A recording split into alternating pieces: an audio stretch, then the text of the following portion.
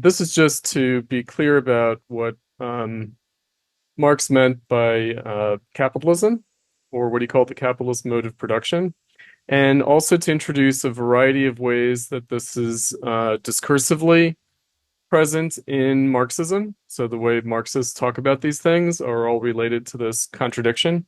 So Marx defined the capitalist mode of production in terms of its self-contradiction, its internal contradiction. So capitalism is the contradiction of bourgeois social relations and industrial forces of production. So it's between the social relations of production and the forces of production. But it's a self-contradiction, meaning these are not two different things. These are two sides of the same thing. And it goes to a more German idealist conception, which is, let's see if I can just bring up quickly. We could say it's a contradiction between what is and what ought to be the case. So it's a contradiction between the extant and its actuality, or between what exists and its potential and possibility for change. So bourgeois social relations is what exists, and the industrial forces of production, the reason that they're forces of production is that they're not anything but a potential. So the potential of the industrial forces of production, not the industrial production that we have right now. Because the industrial production that we have right now is formed and deformed, it's constrained and distorted by the bourgeois social relations of production. Now, what are the bourgeois social relations of production? Private property? But what is private property? Marx actually agrees with John Locke that the basis of property is labor. So private property is the workers' own property in their labor power, their legal right to dispose of their labor power as their property in an employment contract. It is labor power as a commodity. So that is the bourgeois social relation. It's not the stock portfolio of the capitalist investor. It is the labor power that belongs to the worker, the recognized social right of the worker to own themselves and own their own activity, and to dispose of it freely in society. So that's what's in contradiction. It's important to keep in mind because, again, the struggle for socialism, the class struggle of the workers, is to claim the right of their labor. Claiming the right of their labor means claiming their bourgeois right. It means claiming the right of their bourgeois social relations, from which they have become alienated in industrial capitalism by this contradiction of the industrial forces, the potential, the unrealized potential of science and technology, or what Marx calls the general social intellect, beyond a society of wage labor, beyond a society of bourgeois right, beyond a society of bourgeois social relations. Now, that's going to seem very strange to you guys. Nonetheless, it's very important.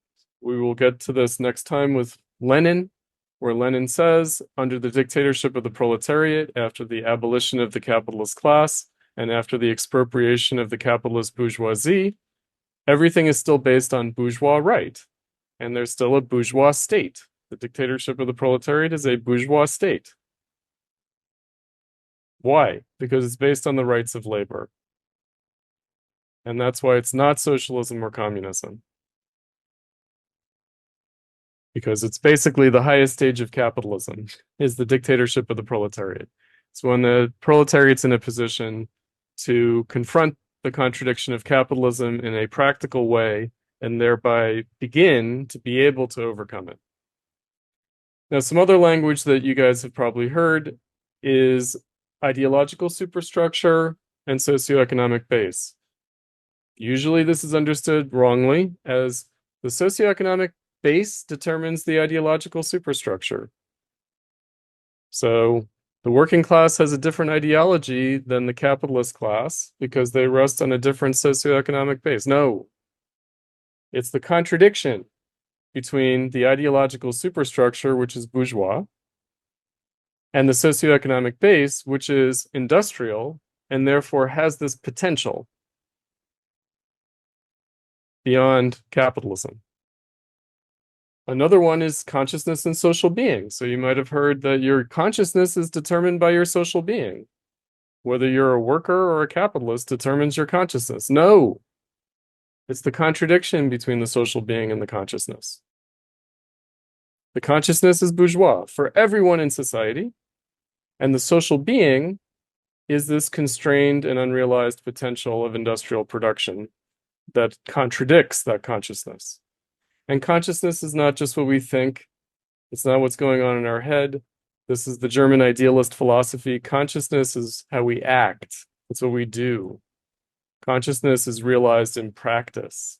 It's not merely theoretical. And it's the contradiction of consciousness and social being. So in everything that we do, we are contradicted by this unfulfilled social potential of industrial production, including what the workers do in their class struggle, including in the struggle for socialism itself, including if they were to ever take state power in the dictatorship of the proletariat. It would be affected by this dialectic of social being and consciousness, which means contradiction. Contradiction between the historical conditions and the practice and theory. Historical conditions are industrial. The practice and theory is bourgeois. And if Marxism is at all still valid or relevant, that means that today our practice and theory is still bourgeois. Even when it is whacked out Heideggerianism or whatever, even when it's the most anti-bourgeois, trying to liquidate 1789, the Nazis, some kind of Aryan tribal mysticism, doesn't matter. Islamism, it just doesn't matter. It's all bourgeois consciousness as far as Marxists are concerned. However distended and tormented, it's ultimately bourgeois in character. Even when it's Buddhism or some kind of, atavistic kind of cultural practice, it's been bourgeoisified. That's what Marx thought.